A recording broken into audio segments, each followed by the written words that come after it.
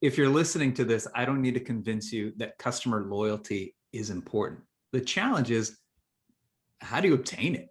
Well, fortunately, I'm joined by New York Times bestselling author Shep Hyken, who's got a new book, I'll Be Back: How to Get Customers to Come Back Again and Again. And I think this book is going to provide some of the answers. So, Shep, I want to start by asking you, is there one thing you can point to that keeps a customer coming back or makes a customer leave? Well, thank you. By the way, thanks for the opportunity to talk with you again and again. You left out one really important piece in the introduction that we're friends. That's right. Yeah. So we've done a little hanging out, especially at the speaker conferences. All right. To your question, why would customers come? Why would customers go? And why would they come back again and again? Why do they appear to be loyal, even if they're not? So let's understand there needs to be a why behind the customer's behavior. There are many reasons. Well, we can tell you the customers leave. I recently did another study. We interviewed over 1,000 consumers, um, age, ethnicity, gender, income, to get a cross section of the U.S. And we found out the number one reason people will leave to do business elsewhere is the same reason it's been around for years, decades actually, and that's rudeness or apathy. It just seems like the people didn't care about me. The company didn't care about me.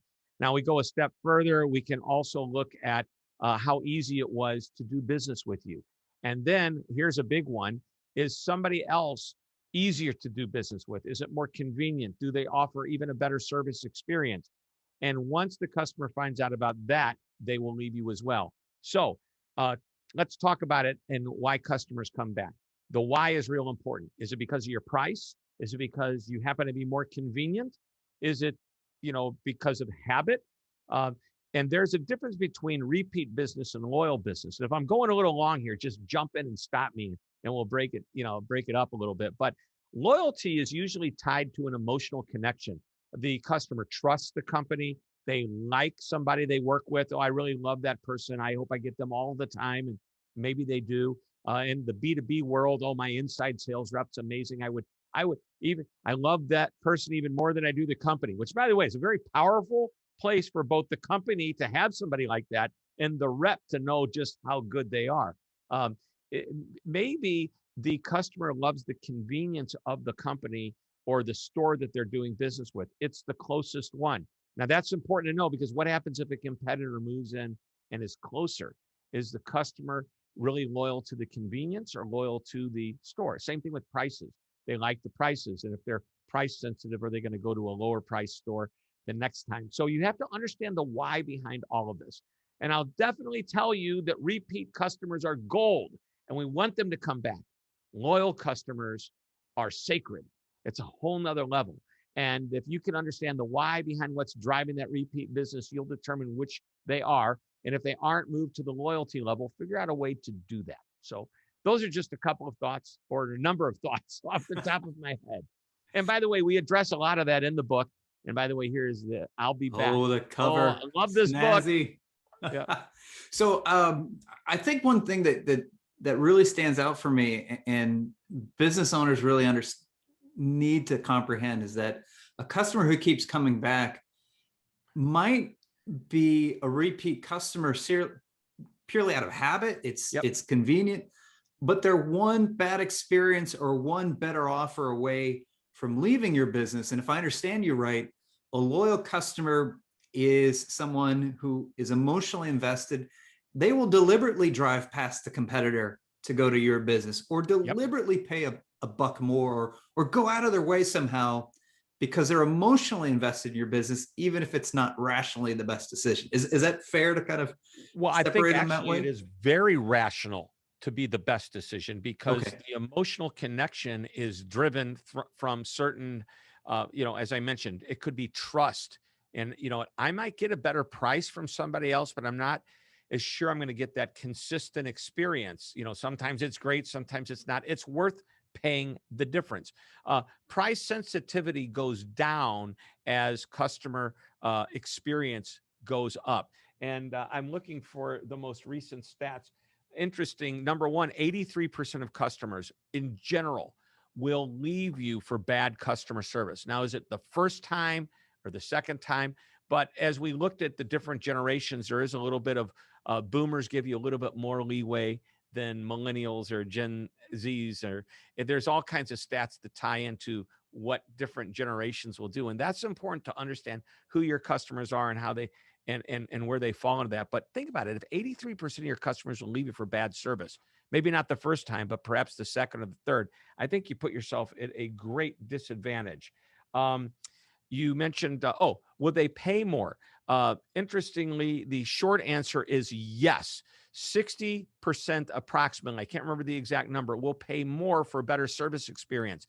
That number goes up when you add a level of convenience to help be a tiebreaker to between one company and the next. And then if delivery is part of that convenience, it goes up even higher. As a matter of fact, the stat we have from just last year is, and the reason I'm going to bring this up, because pre-pandemic, 90% of customers would be willing to pay more money if delivery was factored in as a convenient experience.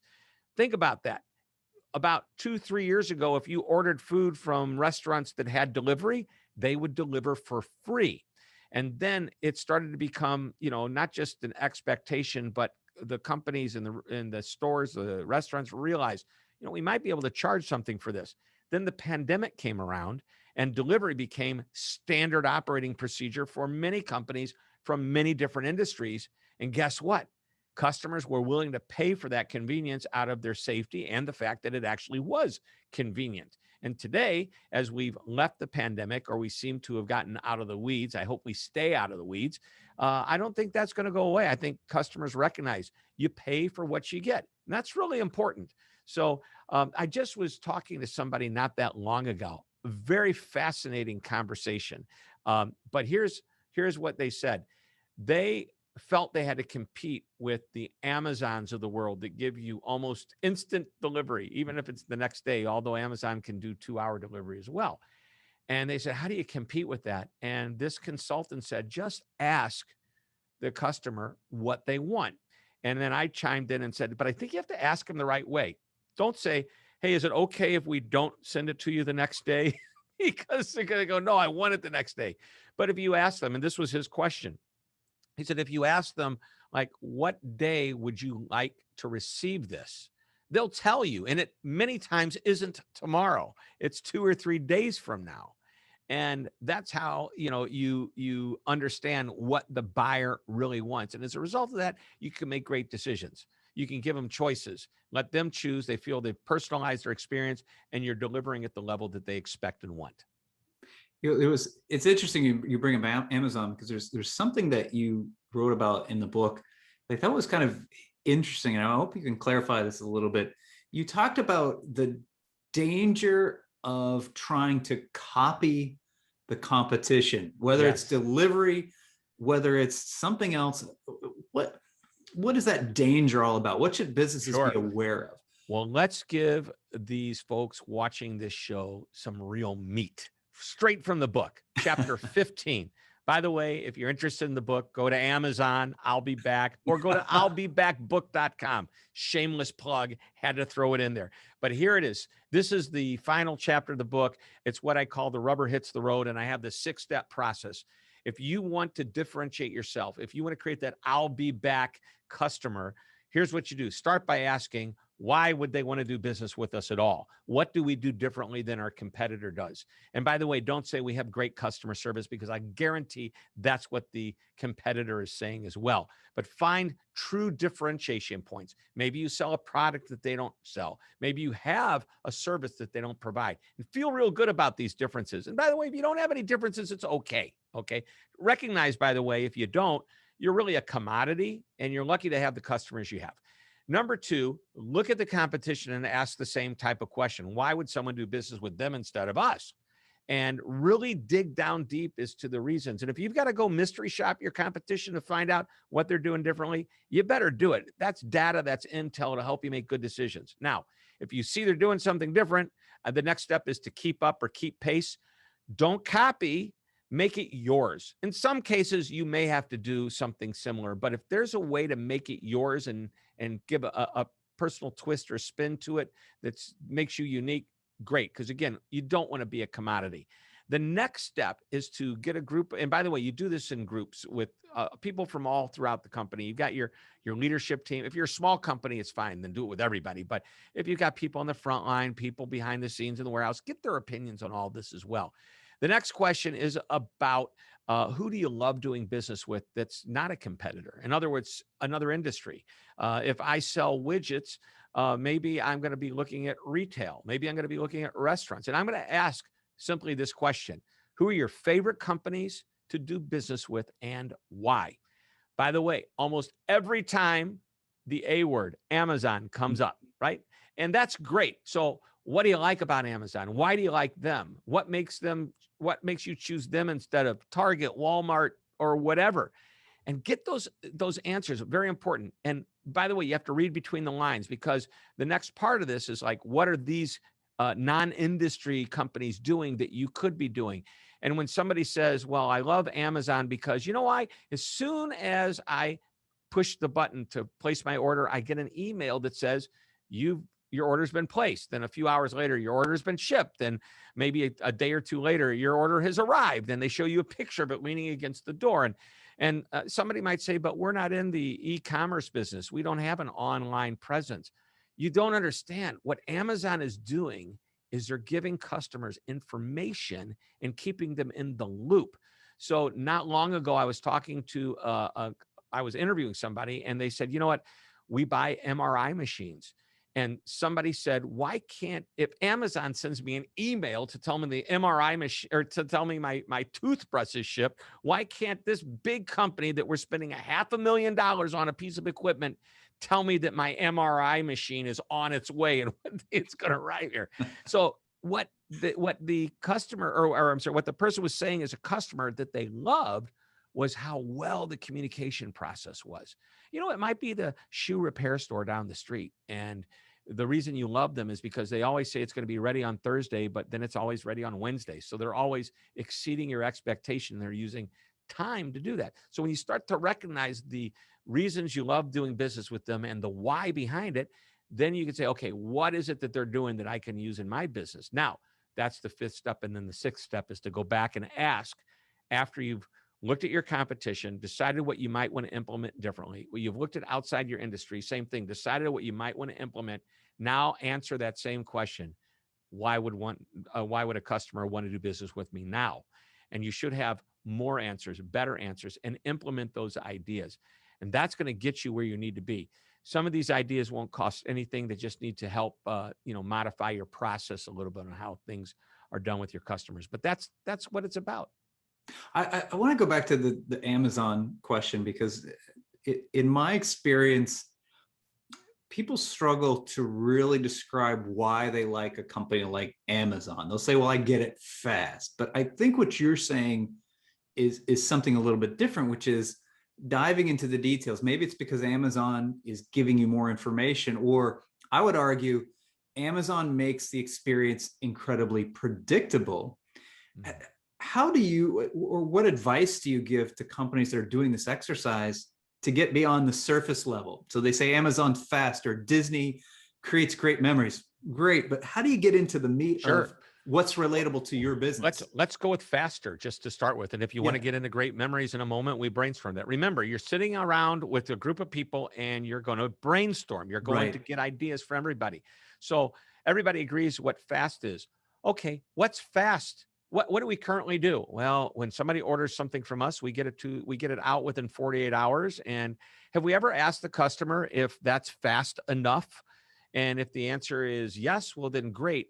Then maybe what we need to do is say, we promise delivery within 3 days or 4 days of an item. And here's why it takes this long, and tell people and educate them behind the process.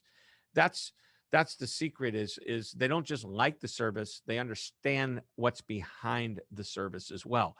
I don't think anybody here would argue Amazon's got a system down. They've got a distribution center, and people who are savvy business people would recognize this is why it works for them. They've perfected that. You may not be able to do what Amazon does, but when you understand what your customer wants and expects, you might be able to deliver at the same expectation. Let's talk about memories. Those are magical memories. What are the magical memories in our business? Hey, we sell pens, okay? And how can we make a pen experience, buying our pen, memorable? Well, I'm going to jump to another company called CD Baby. Did you ever do business with CD Baby years ago? No, I Okay. Do haven't you heard even of know them. what a CD is anymore? I have a CD, and my nephew comes over and says, "Oh, that's a cool coaster." Okay. No, that was a CD I paid $20 for. Look at it. It's the Allman Brothers or whatever it is. Okay. But no, CD Baby was pretty cool because it was completely a digital experience. And about the time you ordered it, you got the confirmation and said, I can't remember the name, but it was like, "Hey, Shep, thanks for ordering. This is Jeff Toyster, the digital assistant at CD Baby. Yes, I may not be a real person, but that doesn't mean I don't have feelings. And I have feelings of love for you, my customer." So, it's like, and then I also have feelings if you're not happy, it would hurt my feelings for you not to tell me about it. So, it's like you took this digital experience and you humanized it. Okay. And guess what? They were able to transcend, digital to human and give people the, for lack of a better term, in-store experience that you might have had doing business at a live retail brick and mortar location. So I don't know if that's the answer to your question, but we've got to take a look at what is really the driving force behind the why. Hey, it's not just that the shoe repair guy always seems to be a day before, it's that, they exceeded my expectations and they did it with time. How can I exceed expectations with time? How about something as simple as how quick do I return a phone call? How fast do I respond to an email? I want my customers saying, "Hey, that was fast. Thanks for getting back to me." I think the reading between the lines to me is the most important lesson. Customers will often give you information, they don't describe it clearly. So the shoe repair example, they'll say, I have a big meeting coming up on Friday, I need to get those shoes in time. And if we're not listening, we don't hear that the real urgency is the meeting on Friday. We Yep. need to look good for that meeting on Friday. And so I think you make a wonderful point about listening between the lines. Now, I know we're almost out of time, so I want to make sure I ask you this question. As you were writing the book, what do you think is the one piece of advice that might be the most surprising or counterintuitive to readers in terms of getting customers to come back again and again? Yeah. I think we talked about it at the beginning. I mean, there's many different ideas in this book, but I think understanding that repeat business is not loyal business is a big one. Another one that I think is important is the most important measurement, which is the crux of the book. This is why I decided to write the book. Is everybody was measuring how happy their customers were, their likeliness that they would refer them with the net promoter score, customer friction, and how easy it is to do business with you. Uh, all of those are great indicators of happiness, but they're history lessons. It's what happened yesterday. I want to know what's going to happen today. And the way to do that is to measure behavior. So when they say, "I'll be back," do they come back? I worked with a client that was the most important measurement. They said, "What's the frequency of that return customer?" That's behavior. Now you don't get that from asking the customer a question. You get that from watching the customer's behavior.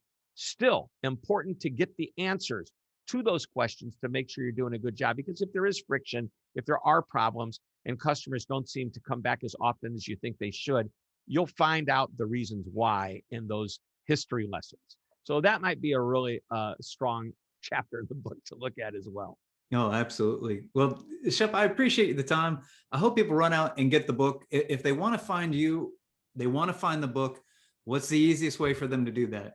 Sure. Well, Amazon has the book. If you go to I'llBeBackBook.com or just go to Hyken.com and connect with me there, you'll see the picture of the book. You click on it, you're there. You also get my most recent research and articles that I've written. And those are all for you. Not the book free of charge, but everything else is all for you. It's a lot of great stuff. And if I might add, Shep, your blog is one of the few blogs that I consistently read. And I Well, know if you thank go to you. hiken.com, you can sign up for your blog as well. Lots of great stories, anecdotes, and insights. I really appreciate your time. I learned a lot today, and good luck with the book. I think it's going to sell well. Thanks, Jeff. Appreciate you. Appreciate your friendship and your support. Can't wait to do it again.